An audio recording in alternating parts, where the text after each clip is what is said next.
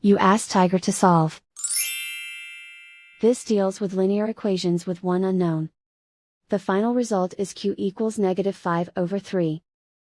Let's solve it step by step. Group all constants on the right side of the equation. Subtract 50 from both sides. Simplify the arithmetic.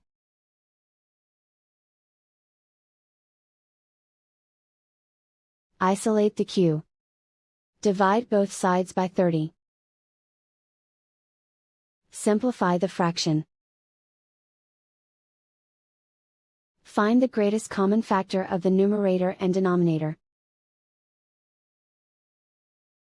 Factor out and cancel the greatest common factor.